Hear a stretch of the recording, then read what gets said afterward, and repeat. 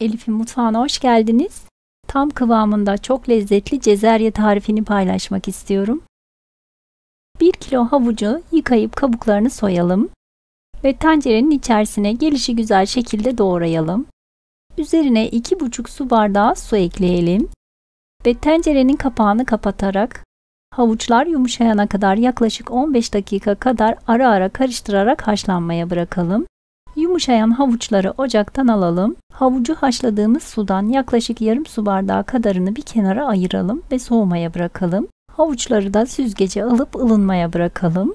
1 su bardağı cevizi tahtanın üzerinde orta irilikte olacak şekilde kıyalım, hazırlayalım.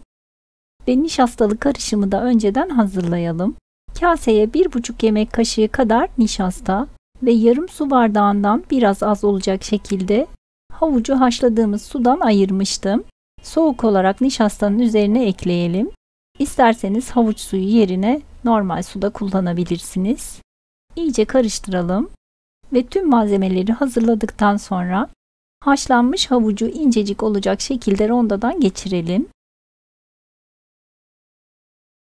Tavaya aldığımız havuç püresini kısa yakın orta ateşte 15 dakika sürekli karıştırarak kavuralım. Bu işlemi yapmamızın nedeni havuç içerisindeki suyu iyice çeksin ve biraz da kavrulsun diye. Ve 15 dakikanın sonunda önceden hazırladığımız nişastalı karışımı tekrardan iyice karıştıralım ve karıştırarak havuç püresinin üzerine ekleyelim. Bu aşamada ocağın altını kısabilirsiniz. Topaklanma olmasın diye hızlı bir şekilde karıştıralım.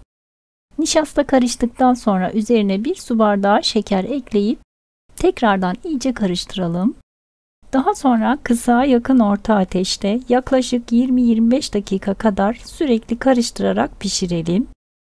Gördüğünüz gibi yaklaşık 20 dakikadır pişiriyorum. Üzerine çay kaşığının ucu ile çok az miktarda limon tuzu ekleyip tekrardan pişirmeye devam edelim. Birkaç dakika daha pişirdikten sonra toplamda 25 dakika pişirmiş oldum kısa yakın orta ateşte. Bu aşamada ocağın altını kısalım. Üzerine yarım çay kaşığından biraz daha az tarçın ve yine yarım çay kaşığından biraz daha az yeni bahar ekleyelim ve tekrardan iyice karıştıralım. Önceden kıyıp hazırladığımız cevizi de ekleyip iyice karıştıralım ve ocaktan alalım. İsterseniz ceviz yerine fındık veya fıstık da kullanabilirsiniz. Cezeryemizi bir kenarda ılınmaya bırakalım. Küçük boy dikdörtgen borcamın içini streç filmle kapladım. Ilınmış olan cezeryeyi üzerine alalım. Üzerini streç filmle kapatarak elimizle bastırarak eşit bir şekilde düzleştirelim. Tezgahın üzerine çıkardım. Bu şekilde üzerine bastırmak çok daha kolay olduğu için üzerine bastırmaya devam ediyorum. İsterseniz bu şekilde merdane ile üzerine bastırarak da düzleştirebilirsiniz. Çok fazla kalın veya çok ince olmamalı. Cezeryemizi streç filmle birlikte tekrardan borcamın içerisine alıp bir gece buzdolabında bu şekilde bekletelim. Ve ertesi günü yarım su bardağı kadar Hindistan cevizi rendesini tahtanın üzerine yaydım ve üzerine cezeryeyi açarak alalım. Ve kalan yarım su bardağı Hindistan cevizi rendesini üzerine serpiştirelim. Daha sonra dilediğiniz boyutlarda kesebilirsiniz. Ben kare kare olacak şekilde kestim. Dilimlerin kenar kısımlarını da yine Hindistan cevizine bulayalım. Ve cezeryelerimiz servis için hazır.